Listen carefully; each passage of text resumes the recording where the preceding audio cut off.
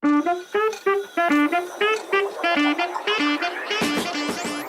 to episode 2.3 of Lock It In, presented by All Day Media. We're back for week 3. Quick recap of week 2. Clark starting us off hot. He went 2-1. Kyron Williams to score a touchdown was an absolute border lock. He is not homeless. He did not have to take out a second mortgage because Kyron Williams scored a touchdown. Cobbs went 0-3. He was just making up for last week from going 3-0. And I went 1-2. Amon St. Brown was stopped just short of the end zone. And he did not end up scoring a touchdown, but the Saints and Cowboys game did go over, so 1-2 there. We're on to week 3, boys. What kind of spiciness do you want to get off from week 2 before we get into it? Yeah, first of all, I loved the St. Brown idea. 19 targets, and he didn't fucking. If you told me he had 19 targets, I would have taken out margin on that. Seriously. But yeah, week 1, the square bets hit. Week 2, the square bets were not hitting, and it all culminated with 93% of the public on the Eagles choke job on Monday night. So, what a crazy ending! I really had written off the Falcons by the beginning of the third quarter. Basically, I really did not think that was going to happen, and just a wild end to that game. Yeah, Monday Night Football did not disappoint. I thought Kirk Cousins was not good in primetime, but Atlanta ATL Kirk is different. ATL Kirko. ATL Kirko. All right, on to week 3, good week 2, and we're back and better than ever. The immaculate tease, the most important part of this show, the real moneymaker, that did hit. We had the Chargers with an easy dub. We barely had the Seahawks Patriots under. That was but a that no did doubter. hit. No There's doubter. a no doubter. Never a doubt. It did go to overtime, and it was very doubtful for a minute, but it hit, and we had the Texans money line with a breeze. Never a doubt. Yeah, nothing like having the under in a game that goes to overtime. Great feeling. So, like you said, we're on to week 3. Let's go to 2 of the hottest teams in the league. We got 2-0 teams. Texans take on the Vikings. I love the Texans minus 2.5. The Sam Darnold story, it's really cute, but he still looks like the villain from Incredibles. CJ Stroud is still a much better quarterback. Their D-line looked ferocious against the Bears. They pressured them on 75% of their dropbacks. I think with Jefferson banged up, it's going to be really tough for Darnold to take that kind of heat and win this game. Give me Texans by a field goal. I do like that Kevin O'Connell is a great coach. He is. And I think Sam Darnold had definitely a little bit of saltiness to him against the 49ers. They were in Minnesota for that game. Is this game in Minnesota or Houston? It is in Minnesota. Okay. And so taking a road favorite, a little sussy, but I think the Texans are just a better team. I think they've actually, contrary to what I originally thought, they've lived up to the hype. They came out of the gate pretty hot. And Nico looks insane. Unreal.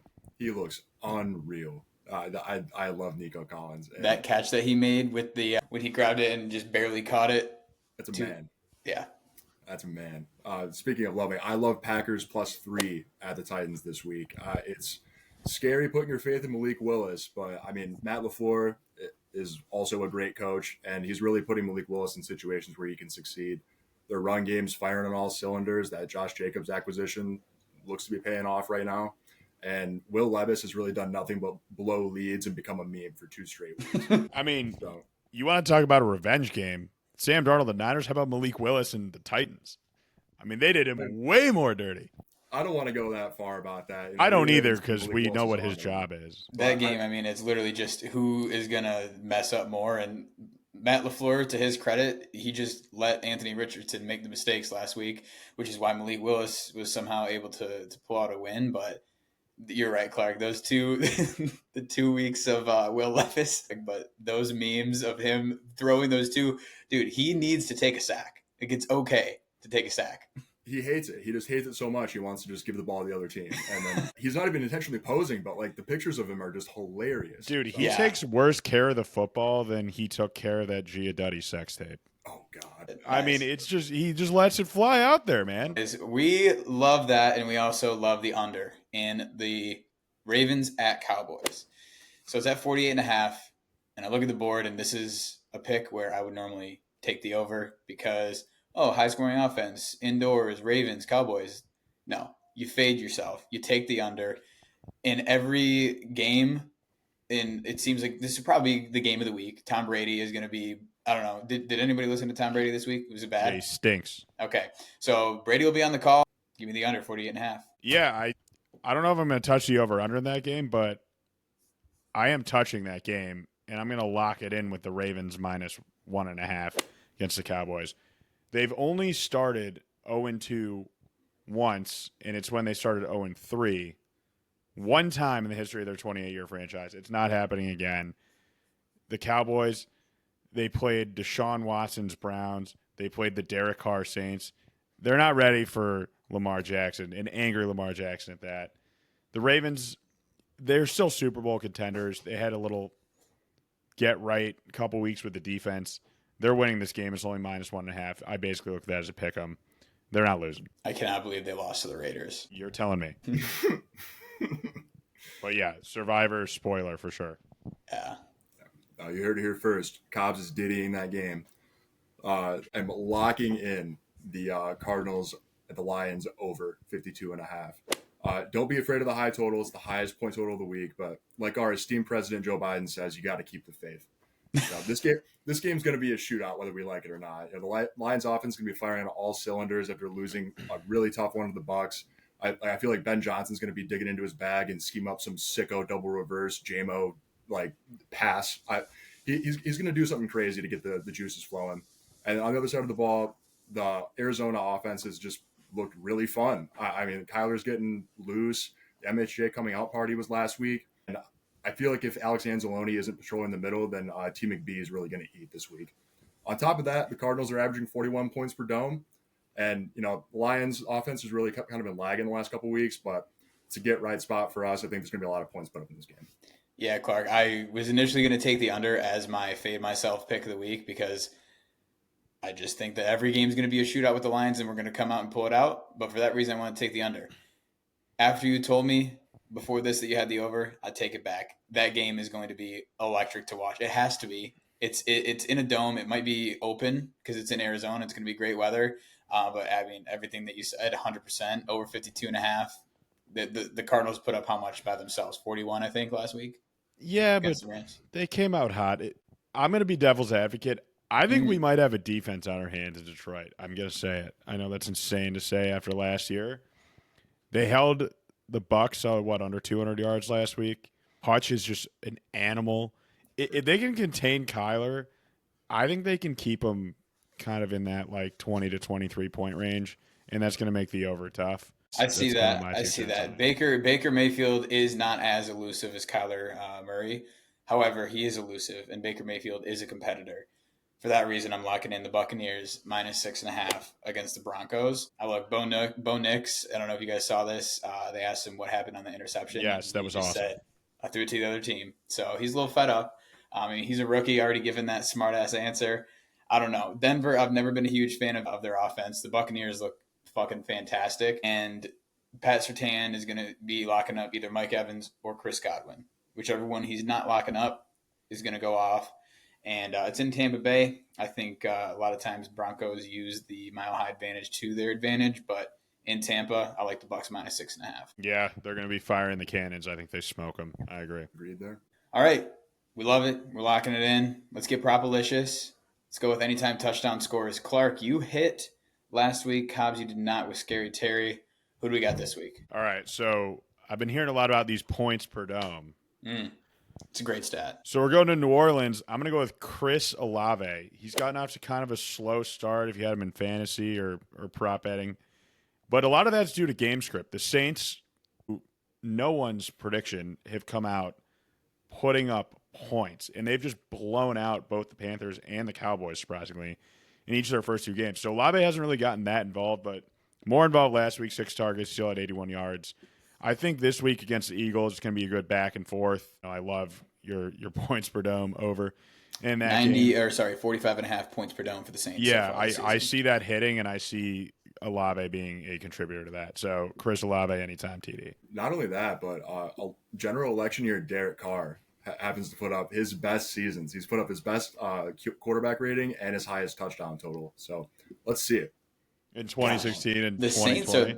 The Saints are the sabermetric team of the podcast. General election year for Derek Carr, 2016, 2020, 2024. And the points per dome, we're in a dome in New Orleans. The Superdome. The Superdome, yes. The Superdome in New Orleans. If someone's scoring a touchdown, it might be Olave. I like it. I like it a lot. Clark, who you got? I've got Jordan Mason anytime touchdown this week. I think it's just become very apparent that whoever's running behind that offensive line is going to score touchdowns. And McCaffrey's a system of running back. I wouldn't go that far, but I think it makes it easier when they're playing the Rams, who are in injury hell. Everyone's banged up. I don't think anyone's really going to see this game being close at all, and I think that Mason's going to be at least one of their first couple touchdowns. So I think it's easy money. Yeah, both Lions backs scored against the Rams. So James Conner scored against the Rams. I like that. Niners put up points against that injured Rams defense. I'm going to go with David Montgomery for an anytime touchdown. We talked about the over in that game. It should be high scoring. I think Ben Johnson is going to have to pull a lot of tricks out of his bag from the lack of offense that we've had in the recent couple weeks. But the Lions have done very well running the ball. Goff looks a little bit off right now, so I say we pound the rock. I say we get the ball in the end zone, and David Montgomery is an absolute unit. He's going to score a touchdown, so it's easy as that. Yeah, down the middle of the fairway. I don't see how that doesn't happen. Speaking of down the middle of the fairway, nothing is more stress-free and easy than riding the immaculate teaser, which has started 1-0. It had easily a winning record last year. I think it was 10-5. And it pays out better than even money. So we're hitting 2 out of 3 times for something that pays better than even money. I mean, it's pretty good. You could do this for a living if you just ride the immaculate teaser. So I'm going to kick it off this week and tell me how this gets fucked. Browns pick 'em at home against the Giants, against Daniel Jones. You're so right. You're so right. This team, they're the first team ever to not allow a touchdown. And I don't know, there was something else to the stat. It was a mouthful. They lost off 7 field goals last week. They didn't give up a touchdown. They still lost the game. This team just can't win. They're ready to move on from Daniel Jones. Dable, unfortunately, might be the scapegoat of it all, but Browns are at home. They got a good defense. Got right beating the Jags last week. They're winning the game. It's a pick 'em if you tease it. If you saw the score 21-18, and you said 7 field goals instead of 3 touchdowns, and you lost that game, holy crap. Yeah, not good. Not good at all. There's no chance. To add on to the beautiful pick of Cobbs, I'm teasing the Chargers plus 7.5. I pulled this stat out last week. Herbert's undefeated when opponents are held to less than 20 points. The Steelers haven't scored more than 18 points against comparable defenses in Denver and Atlanta. And I mean, Jesse Minter I hate the Michigan connection, obviously, but I mean, he has this defense humming. And I think they're going to blow up noted football terrorist Arthur Smith's run game like a Hezbollah pager. They're going to force whoever's playing quarterback, whether it's Justin Fields or Russell Wilson, to win the game. I just don't think that it's going to happen. I see them winning this game outright, but on the chance they don't, I just can't fathom the Steelers winning this game by more than 7 points. Yeah, and if it is Justin Fields, you know that Connor Stallions has a full scouting report for your boy Minter. So that even further helps. But yeah, plus touchdown. Yeah, that's touchdown. The thing. Look, it's that the Steelers obviously good defensive team. The Steel Curtain plus 7 though. They could win. They could win by a touchdown. They ain't gonna win by more than 7. It's plus 7.5, right? Yeah, 7.5. Yeah, even better. And Chargers like D isn't bad either. No, I like that. Actually, really good when it's healthy, which it never was last year. Right. So the Browns got to beat the Giants, and the Chargers. Well, who by the way, the Chargers went to Carolina, took care of business, and they're staying on the East Coast. They're not going back west. They're staying in Charlotte, and then they're going up to Pittsburgh, and they just can't lose by more than 7 to Justin Fields or Russell Wilson. I think that is immaculate. And to top it off, we're going to go with the 49ers minus 1.5. Obviously, the Rams are beat up. They've got Kupp on the IR, Puka Nacua on the IR. Shanahan owns McVay historically in this matchup. They just got to win by 2. Niners lost to Sam Darnold last week. Huge bounce back spot. It's as easy as that. Yeah, I smell 2-0 on the immaculate tee. I was going to say there's absolutely no way that they don't just absolutely smoke that team. The half their team is hurt. Yeah, Jonah Jackson died again, which is sad because I like him, but they have no O-line. Yeah. It's a shit show over there, unfortunately. I thought they were going to be a sneaky team, but bad luck.